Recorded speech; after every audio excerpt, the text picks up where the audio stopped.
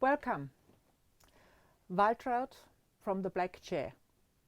Today we are speaking to an incredible, wonderful woman, and I'm really excited to have her here. We are going back a long time, and we have known each other for many years, and therefore also understand a lot of each other's lives. Her name is Kaja Prpic. Kaja is a Jungian analyst. She's an educator and a researcher. She works at the Melbourne University, and these are only a smidgen of who she is. She's so much more than that. So let's meet Kaja. Hello, Waltraud. Hi, Kaja. It's great to be here today. I'm so excited. Me too. I really am. Yep. Because why I'm excited is that you are the first one of the cap, really, or of the rank, or however one says that.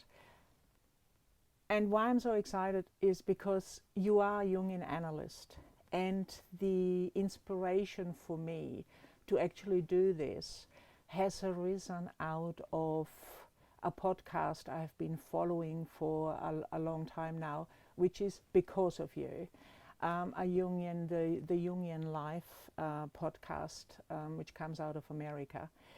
And I have, as you know, always had an interest in well-being, in self-help books very early when the children were very tiny, and learning in different ways. And you have been a big part in that as a sounding board over the years, without really quite realizing that. I realize we go back 30 years. You're kidding. No. 30 years. Whoa. Yeah, it's a long time. Yeah, and when I reflect on that, I feel we have been going in the same direction, but each one in a different path, but in mental health, and doing it in our own very unique way. So I just wonder if you want to, how do you want to do this? I know you have got a gorgeous book with you. I thought I'd start. I like the title of this, The Black Chair. So I thought I'd start with the black. Great. And this book arrived yesterday. It's by Lindsay Clark, who's an amazing author, and it's called A Dance with Hermes. I have got, just to share this, goosebumps. And I know when I have this, there's something important here. And and my whole body reacts to it. And from a analyst, therapist kind of view, we embrace that. We welcome this. We know there is important something in the moment. Yes. So take it away. This poem is about the Greek god Hermes, who was the only god who could travel between Mount Olympus and Hades. So symbolically between the conscious world and the unconscious world. And in his writing, when he was developing his theories of individuation, did an enormous amount of research on alchemy, and took a lot of the symbolism from alchemy to talk about the individuation process. And it begins with the negredo, or the blackening. And I just happened to find, when I picked this book up yesterday, that there is the opus of Hermes begins with the negredo, and I'd like to read it. As Apollo once told Rilke, time to change. So Hermes slips into the vas hermeticum and starts to decompose. He'll now become whatever time and alchemy arrange. Inside the magic jar, the sky is moonless. He plunges into darkness after dark and will remain a raven trapped by night unless he perseveres with this black work that may, at any moment, fail. He is the jar, its murky contents, and the alchemist, and neither truly male nor female, but an ampersand that twists between the two in process. His pitch blende slowly turning into tar, yet even in the deeps of this distress, he's on the lookout for a single star.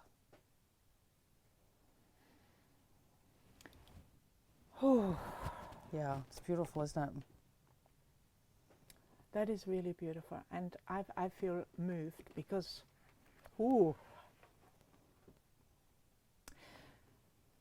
because this speaks to something what happened to me last night. The nigredo, which I understand as that darkness we can be sucked down into, the darkness where something arises out of, in the light and inspiration. And I feel my nigredo last night was very much, who do you think you are? What are you doing?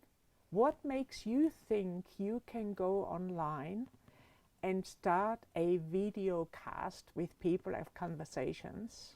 Yeah. You have no abilities, you have no credentials, no medals, no badges, no medals, no nothing. Yeah. And would I not have had my training, it would have sucked me so deep into this hole, this nigredo I think you're speaking to. And this is why I feel so moved. We have not discussed that. You have just brought this. You did not know about what I just felt last night. Yeah. And it is such a expression of, I think, us as humans. It happens to, it doesn't matter what we know and what we do and who we are. What does matter is, what do I do with it? So what do I do with the nigredo? It's a good opening. Well, if you look at what Hermes does, he stays with it, perseveres with this black work that at any moment may fail. And it's holding that tension. And somewhere, like for me, that single star, what I've come to learn in my life is that trust. That somewhere deep inside, something to hang on you. And I can give you a concrete example. When I started my training as a Jungian analyst, the Indigenous world collided with mine on three fronts. And by Indigenous, by you mean working with our Indigenous Aboriginal community, Aboriginal in community, yep. Mm-hmm. And at the beginning, it was both sort of, well, the Jungian work didn't come out of the blue. I've been brewing that for most of my life. But the work with Indigenous communities just came out of the blue. Wasn't something that I consciously chose. And early on, as part of my training, I went to have an internship. And I spent some time with a friend of mine in Perth. And she said to me, you have to go and listen to Uncle Noel's stories. So Uncle Noel had a wonderful storytelling series, 4 weeks. And on the last night he came along and he'd made a message stick for everybody. Now, a message stick was used by traditional people, Aboriginal people, to communicate between clans and nations right across Australia. And he brought them along and he was handing them out to everybody and people chose one. And when he came to me, I picked mine and he had carved symbols into this message stick, and I looked at it And I looked at the person next to me and I thought, oh, I don't have that. Oh, he must be the one. Of course, somebody else. Yeah, of course. He's more special than I am. He's more special. And then I looked at the woman next to me on this side and went, oh, her markings are like his. So why is mine different? I'm the one. And what Uncle Noel said was, I want the one to know, the one with the special stick to know that the spirits have chosen you. You will play a role, and mine had markings where it had a group of symbolically represented Aboriginal people on one side, non-Indigenous people on the other, with dots in between, so there would be a sharing of ideas. And a little shiver ran up my spine. I'm feeling it now. And that following Monday, this was on a Wednesday, the following Monday when I came back to the university, the Dean had said to me there was another Indigenous project that had started, but the person who was doing it couldn't do it anymore. And he said to me, can you do this? And from that has begun this amazing experience that I've had. And I know there were times when I was trying to hold that tension between trying to bring a totally different worldview into Western academia. And I thought, this is just such hard work. And there were many a time when I would come home and I would break down in tears. I'd want to shout at the spirits and say, take it back. I don't want it. This is too hard. But somewhere deep, deep inside, at moments like that, all I'd have to do is hold this stick and say, if the spirits have chosen this, then I have to trust that they will create a path. You are having me in a flood of tears soon, Kaja. Yeah. Wow. Yeah, it was very, and it sort of links me to, you know, Jung talks about connecting with the spirit. Because I think Our own spirit, yes, our soul. And I think I feel and think why you have me in a flood of tears, why I'm so moved by this. Number one, I have never heard that in all our time. This is the beauty of those conversations, that it is a conversation. Yeah. And if we are present, then other things can emerge we have not Absolutely. spoken before. So that's one aspect. And the other aspect is I like to share my real example for spirit talking. When I was 20, I had finished fashion school in Austria. And I came out of this feeling very, that was great, I learned a lot, but this is not me. I already understood then I was always a bit overweight. That was the 70s.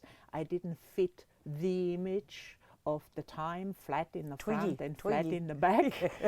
and you and me both. and I had to conform. So, and in my heart, I knew I wanted to work with people, but not in closing them.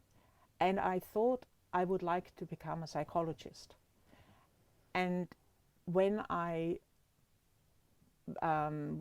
presented that idea to my mother, she had no interest in that because she felt I was too lazy to work and I just wanted to go to school.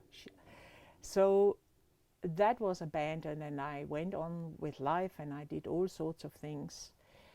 And when I arrived in Australia, I was 26 with a backpack, quite depressed, heavy, desperate, that I had not found my way. I worked as a nanny in Caulfield, and I walked with this child past a hat shop, and I was bored.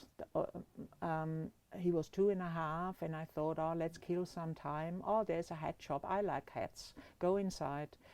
Inside I realize it's made to measure. Quick, get out of there. You don't want to waste a man's time. Before I could leave the shop, this owner approaches me out of the back, and me wanting to make excuses for being there, said, "Oh, I only came in to ask if you needed an apprentice."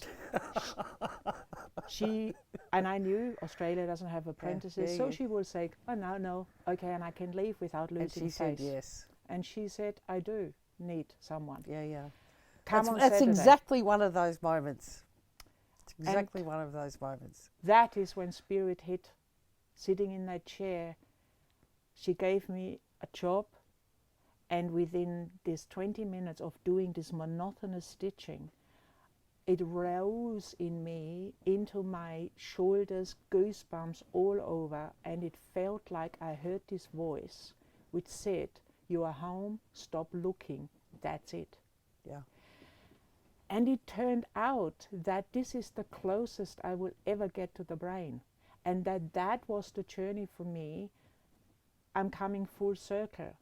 The hats, the metaphors, the mental health project I was able to do through the making of hats, to becoming a psychotherapist myself, to be able to hold a group in a different way.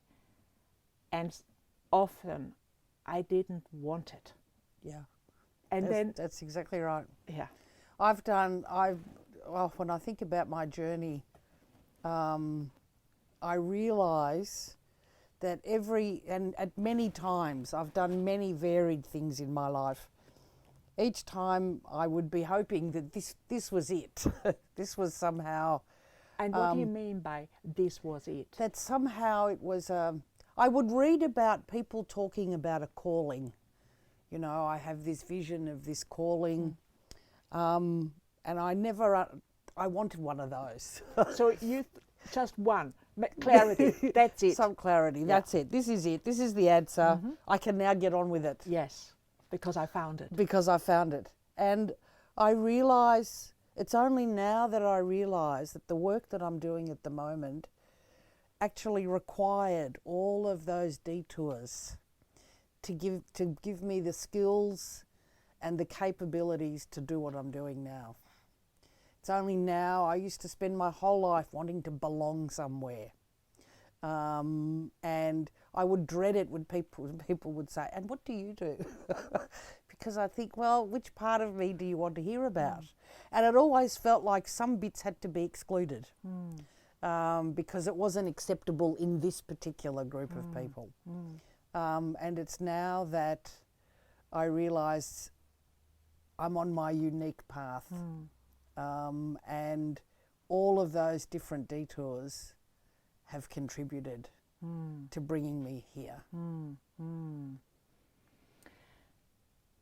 That, I feel, seems to be, I am experiencing, because from an age, we are similar age, and I am feeling that belongs to the wisdom almost of age, that you can't fast forward and speed up that process. You can't.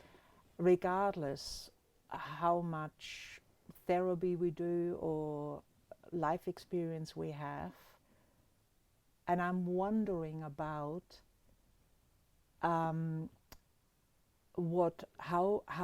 Jung himself, I haven't studied Jung the way obviously you do, but I understand that Jung himself came only up with all of it because of his own negredos. Which he called the dark night of the soul. The dark night of the soul. Yeah. And observing deeply his own behavior, thoughts and feelings led him to believe. And I think that's one of the important things. He was really in touch with his feelings. And he allowed, like if you look at the Red Book, which was all his personal reflective journal. Amazing book. And he painted and he wrote and he thought and he spent some more time painting in order to try and make sense of what was happening in his psyche, in his soul. And he trusted that. he trusted that. So that speaks to what you experienced in Perth, that you didn't maybe trust it then, but you trusted now, or in those moments when you said, take it back, when you held the stick. So it's that kind of trusting? That kind of trusting. Mm. And that trusting also, I'll give you another little example. One of the things that I've done in my journey, as you know, was to have a bookshop. And we had a fire in one bookshop, and so we moved across the road to a much, much smaller bookshop. And at that time, the whole book world had changed. Online books became available. Students didn't buy books anymore. Kindle became available. And I knew we couldn't sustain the shop as it was, and I knew I would have to close. And we had put an enormous amount of creative energy into creating this shop. It was just beautiful. Not just the store itself. Oh, I remember that. But the activities and the whole creative process was extraordinary. And so the creative process of putting together the shop, physically the building the bookshelves. Yes. But also then deciding we're going to be part of the Fringe Festival, or we're going, and which all emerged through relationship with an incredible staff and the customers.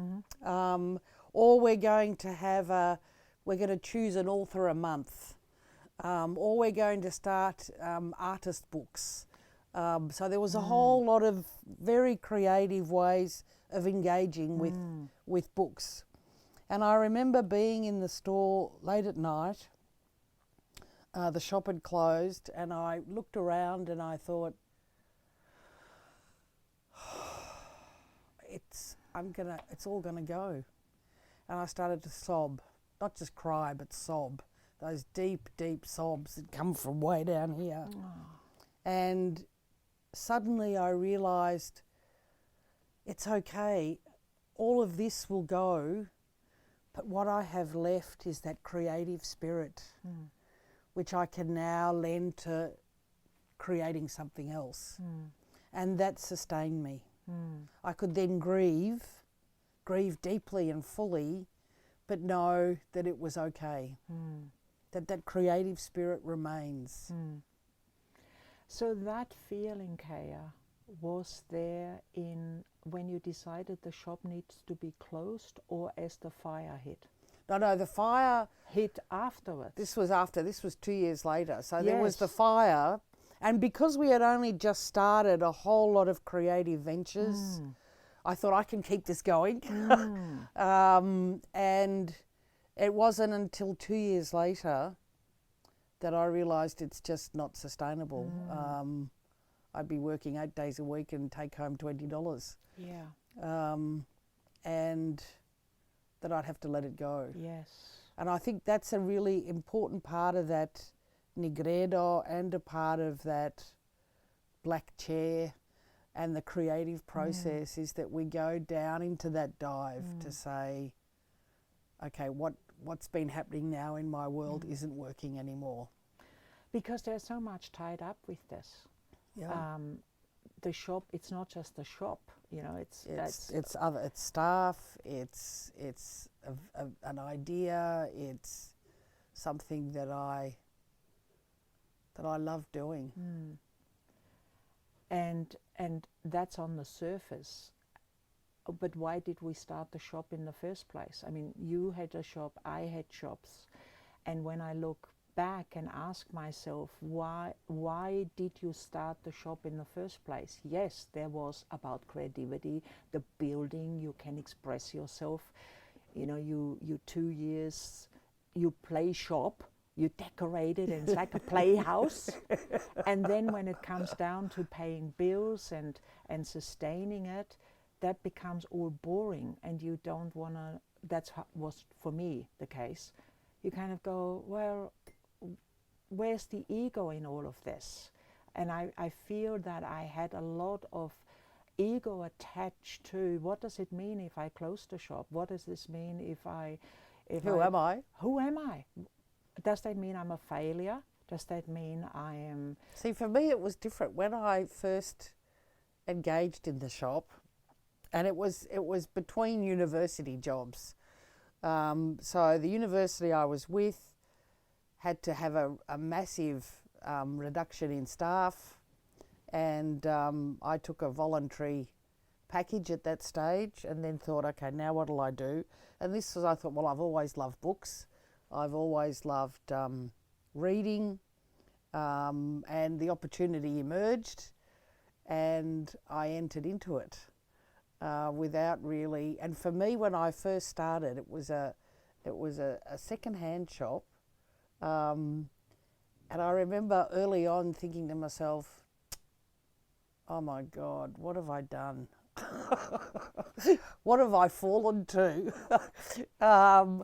What have I sunk to be this sort of shop person?"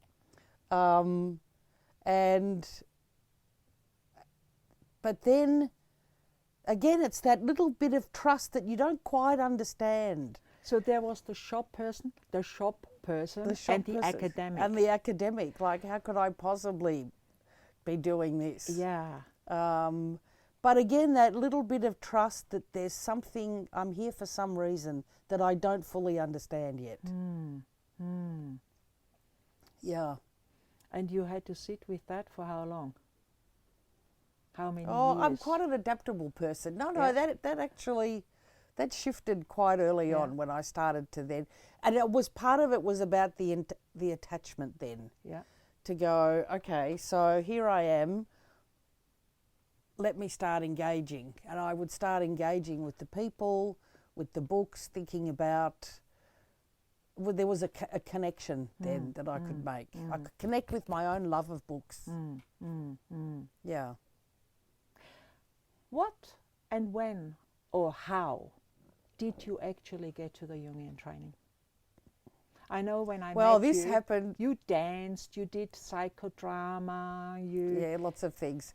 Okay, so I have been. You talked about, when you first went to uni. I must have read Jung, I think, while I was still at high school. I was a very precocious reader. My father introduced me to Tolstoy when I was 11. And just for the audience, sorry to interrupt you, but we should say Carl Jung is a Swiss analyst. Yes. Lots of people don't know Jung, that he belongs to the major psychotherapists of the time in Europe. As we know, Freud starting off, and Jung had a very had a big falling out. Had a big falling out. Jung was meant to be the son. That's right. And to take over, and they had a big falling out. Yeah. And one of the reasons that they fell out was that Freud thought that our unconscious was a repository of all our life's experiences. All of the things that happened to us got tucked away into this black bag, and we would need to regress in order to salvage them, part of which is true. But for Jung, it wasn't about a going backwards. He also said the soul or the unconscious had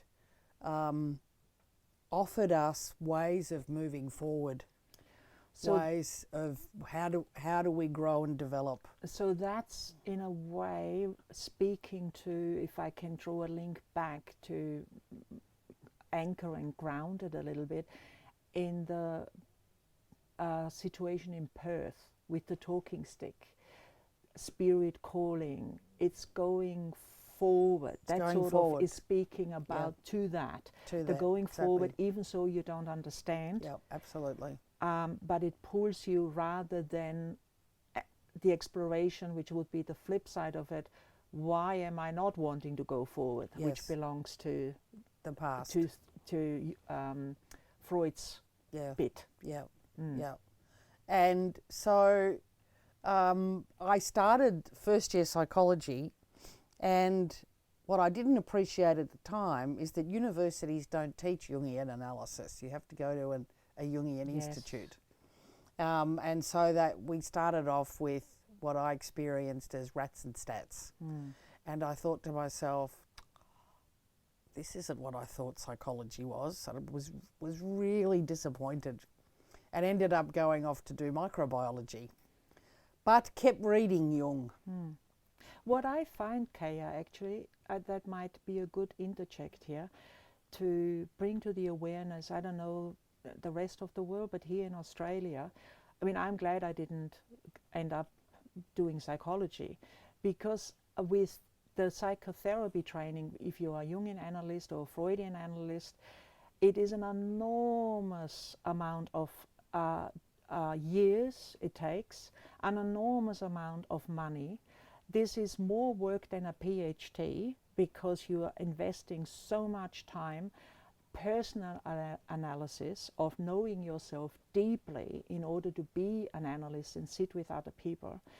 Where psychology training in this country does not require a single hour of personal Analysis, therapy, if you don't do it because you're interested in yourself a bit, and you just study and you do your degrees and you come out the other end and you are a psychologist, and then you see people without... Although to be a clinical psychologist does require more work. Yeah, how many hours has an analyst got to have before you even start the training? 100. Yeah. And then throughout the whole training, you carry on having hours. And I also assume that, that's an assumption here. If this is throughout your ongoing life, we carry on seeing therapists, or I certainly am. Yeah, we do. And I can't see myself ever giving that up. It's like you need somebody else to see what you can't see in yourself. Yes. To be able to be frank and honest, and to have what you're going through mirrored back. What do you mean by that? Say a bit more. So, just what first comes to my mind in mirroring, I have a new granddaughter who's just turned 1, and it's so beautiful to see the way her parents mirror back to her. So she might have, for example, she was learning to make a funny face to do this, and laughed, and then at one point she went like this, and her mother said, "Yes, that tickles, doesn't it?" It's just one little example. So she named her what was happening. behavior. Yeah. And for example, a child might feel sad. Say, for example, they have a pet dog and the dog dies, and the child feels the grief but has no name for it. Now, the parent can either go, "Don't cry, Johnny, because, we'll get another dog," or the parent can say, "Yes, you're feeling sad," and validate what is being experienced and name it. And I don't think we do that anywhere near enough, is to be mirrored back into the way we are rather than the way we should be. Like you're talking about, needing to look like Twiggy. And so people are sort of squeezing themselves into various contortions in order to be how they think they should be, rather than really connect with who they are. So I want to bring you back what I took you away from Jung. And the... So after the closing the shop... know your love for how you got to it. Yeah, that's how I got to it. It was after closing the shop. I went through a blackness and a nigredo, and it was that being in that liminal space. Now, the liminal space is that space between. The word liminal comes from the Latin limen, which means threshold.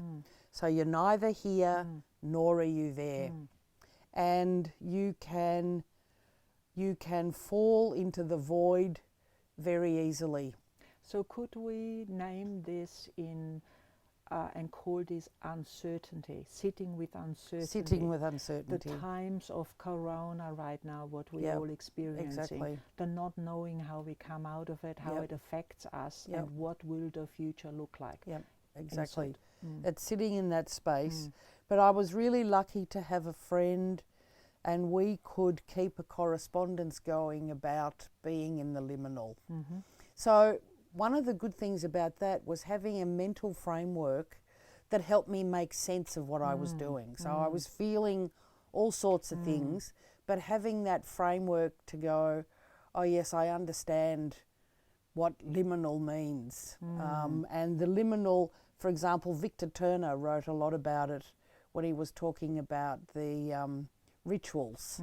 And a ritual is a practice that takes you from one state into another.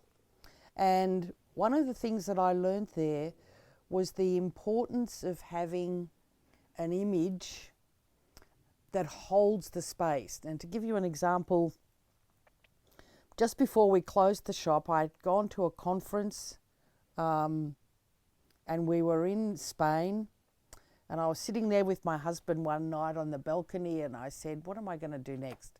We have to close the shop, and I know my mother's about to die, and I know that my position at the uni is about to change. What am I going to do now? And then I thought, I'll think about, what did I love doing? What have I loved so far in my life? And I spent some time working in Thailand on a World Bank project. And I thought, I'd love doing that work. It was exciting. It was learning about new cultures and working with people in the way that I did. And I thought, I'll just Google, thank God for Miss Google, I'll just Google international higher education. And the first thing that popped up was this UNESCO position in Paris. And I thought, oh, Paris. That sounds good. That sounds good. So I thought I'd apply. And I Sure. applied and heard nothing. And at one point, as we were still getting rid of books and all that trauma of deconstructing, and my husband looked at my bookshelf, my wall of books, and said to me, you know, all your books are Jungian. You know, why don't you go and train as an analyst? Oh, I thought, okay, because it was something that I'd wanted to do Yes. before. So I applied, and I got my interviews. I had to go to Switzerland to sit with 3 analysts for an interview session. When the letter arrived that I had been accepted, an email came from UNESCO that said, oh, thank you so much for your application. Unfortunately, due to changes and funding things, that position isn't available anymore. And at that moment I thought, I was grateful because it was my shining star. It held something for me that said something in the future is going to be okay. Even though it was a completely different direction, but it was the place marker. It held for me that something could emerge. And it did in a way that I was completely unpredictable. Yeah. That is fabulous. Yeah. And I, again, did not realize over the years that you had such a love for Jung. I just always saw you had a love for the psyche. You had a love for knowing yourself the best you can. I could connect with you or relate. I felt I could relate and understood that you knew something about what I was going through when I was going through something, and the other way around. And you used psychodrama, and you used art projects. And in the black chair, why this also came about is that trying to understand how we use the creativity and use I know you are not an artist, and and when I say that, I immediately go, everyone is an artist. Yeah, that's right. Creativity is not just about That's right. art and literature. Totally. Yeah. And you have shown your creative part was in the shop and in the books and in making art books, and they were amazing. And making amazing cakes with wonderful roses. So you with your academic side, you're always doing something also with your hands, whatever that is. Oh, my hands are very important to me. Right. Very important. And your garden. Yeah. You do expression. Whenever I get into my head too much, I'll go and spend some time and go in the garden to pull weeds. So how do you know you're in your head and that you need to go and pull weeds, which is a lovely metaphor, by the way? Okay, so I might start, for example, I'll wake up in the morning. Some seed has got planted some time before, and I've learned to trust to leave that seed in the dark. That I wake up one morning and I go, oh, I know what I'm going to do. I'm going to do a piece on, for example, I started a piece using all the cloth covers of the books that I had. I brought a whole lot home and took off all the cloth covers, and I'm now making a collage. So those dust covers, you mean? No, they're not dust covers. A hardback book, I learnt. That so it's not the paper no, on the outside, it's the linen. It's the linen. Right. It's the cloth that Yes. the book is bound Yes. on. And Yes. I soaked all the cloths off. Whoa. And I've got a whole box of cloths, and I woke up and I thought, I know what I'm going to make with these. And then I start, my hands just do. I don't think about it. All of a sudden I find myself now trying to be clever. And I go, oh, well, I actually need to put red here because red represents blah, blah, blah. And it starts to become cognitive. And at that point I know, stop. Because then I stuff it up. At that point I know, just let it go and leave it until the next burst of energy comes to work on it. So the way I hear you is when you're doing a piece of artwork, which is actually supposed to get you in the zone and let emerge, the second you start thinking, oh no, I think I need to add some blood here or whatever it means, or some pain or some fire in the red, that is you in the head. That I'm in my head. And then you go, okay, leave it. I then try to be clever. You know, there tries to be a conscious. And I've seen artists who do this, who'll give you this whole story about this means this and this means that and that means that, but there's no heart connection. There's nothing about the feeling. I wonder about that because in my practice, I also have a weaving. I weave and I felt, and I have my garden and the sculptures, and so I'm sort of going in and out, just doing things, creating. And in the weaving, I find that I weave totally from my heart. I pick up very intuitively. It's a loom I've got. It's called a Saori loom, a Japanese loom. But when it comes off the loom, and I take it, which I have done, take into therapy with me earlier, a couple of years ago, and I would throw this piece down onto the floor, and then speak to it. I find the process becomes cognitive a bit, that, oh, when I look at this now, I'm seeing this and it might mean that. Yeah, but that's a reflective process. And that's a different. reflective. That's different. Not in the making. You're not in the making. So how do we know if an artist who speaks about their work is not speaking reflectively to what he has done? Because we need to have, excuse me to say that, but it's sort of sometimes in the art world, I feel it's a lot of wanking. You sort of like, you have these statements you have to have, artist statements, which sound incredibly clever and miss totally the point what you actually have done. So you're coming up with something which sounds very cognitive. And there's a difference between the people who critique art and an artist's statement. Often an artist's statement comes from reflective process afterwards. It might have come from they have an intention when they start, something that they wanted to give expression to. And then afterwards, a reflection, they will weave in various elements based on what that core expression was. But that's a different thing from a critic giving their commentary. Yeah, I wasn't even thinking so much of the critic. It's more how an artist is supposed to speak about their work. And when they do speak about it, they're already speaking about it reflectively because it already has happened.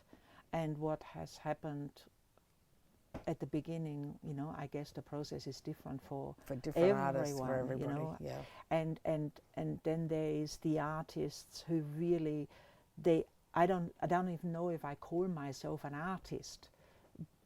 I do art and I am creative and I'm a maker, but am I an artist? What makes an artist? Do I push boundaries? Do I explore?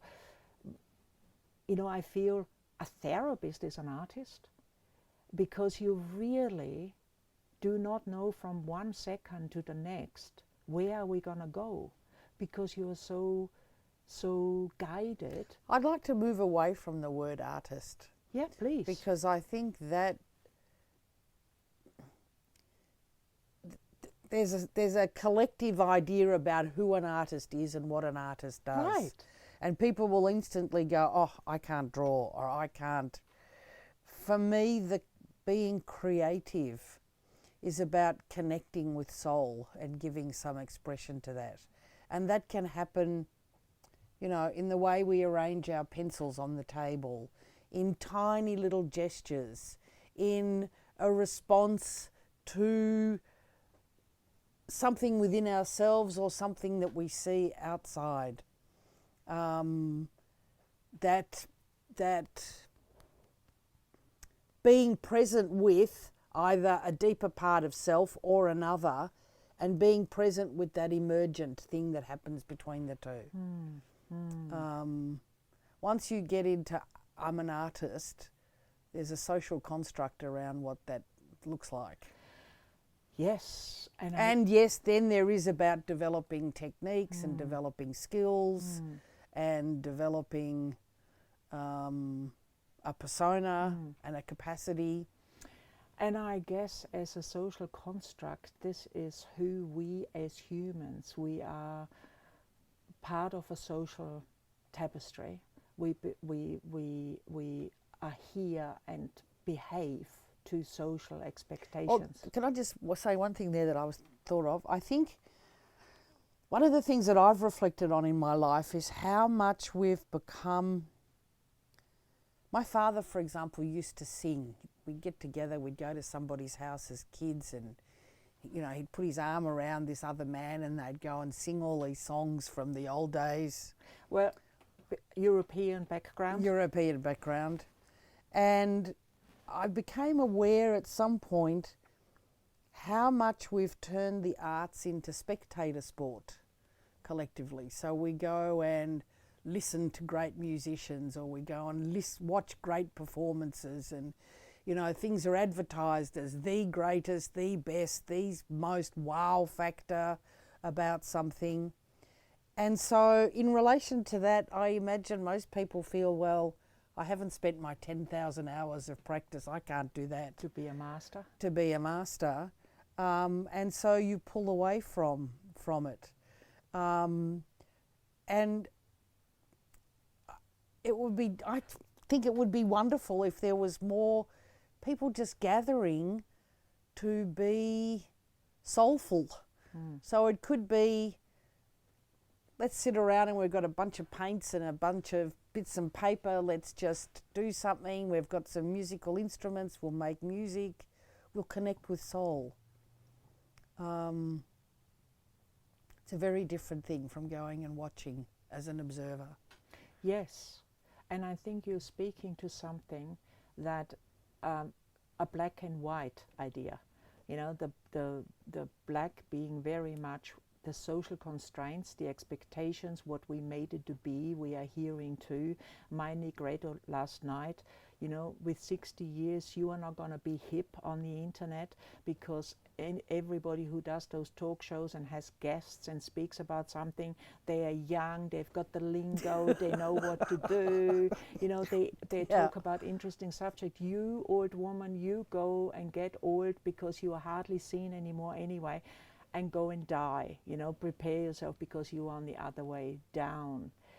That's a social constraint as well, because I am certainly in that element, feeling that the age that I am not sort of seen anymore. You know, you kind of start disappearing into the... It's interesting, isn't it, those things that inform our view. My father was 50 when I was born, and so he could have been my grandfather. Yeah, and I think that inspired me in a way to not see old as decrepit. Yeah, I don't either. And I remember but reading... social expectation does, the way, the world we live in. And I think we must not, you know... Oh, see, I don't see it that way. No? For me, no. Okay. I think about the people who've done some of their greatest work do it after 70. Yes. You know, Picasso at 65 started to engage in sculpture. Until then, he'd just been playing with paints. Then he started to sculpt. And he had a 20-year career in sculpting, in ceramics. But you need to study. You need to No, engage. no. You need to engage. You need to engage as him or as There's us. a woman, another one, there's an amazing woman, Sally Gabori. And if you don't know her, you must check out her art. At 86, Aboriginal woman in, I'm not sure if she's in the Northern Territory or in Queensland. At 86, someone said to her, "Oh, I think you might like painting." And for the first time, put a brush in her hand and got her started. And her artwork that emerged... It's very modern. It's got nothing to do with modern or not modern. It's her soul expressing. She didn't worry about, I haven't had a career, or I haven't... What I mean by modern when I say that, when you think Aboriginal art, what is in our psyche is dot paintings. That's what we often... But I will move right away from that, because it's but not that. I like to put a name to that, because I think there might be people watching who might kind of go, what, you know, that's not Aboriginal art, because there's this belief we also hold around something which should have a certain look. And but they're that, what Jung called the collective, and one of the purposes of individuation is to move away from that collective, to start challenging and connecting with what's true and real for you. For yourself as an individual. As an individual. Yeah. Which has nothing to do with individualizing the way we are seeing it today, that it's me, me, me, me. That's being an individualist. Right. So let's just put some clarification around that. Yeah. Well, Kaja, I have got many, many more things we could talk about. I could do every week with you a conversation, but we have come to an end of our time, and I am... It's been lovely to spend some time with you in conversation, Walter. Deeply grateful, and I hope we'll do this again. Thank you. And can I finish off with my poem? Have you got another one? Yes, please. Well, what we can read is the albedo, which is the next stage. Okay. So which one does that mean? The stage I have taken the plunge, the Negredo was done last in the Negredo. The next is the whitening, the albedo. Okay. Like sun at midnight, look, the morning star appears.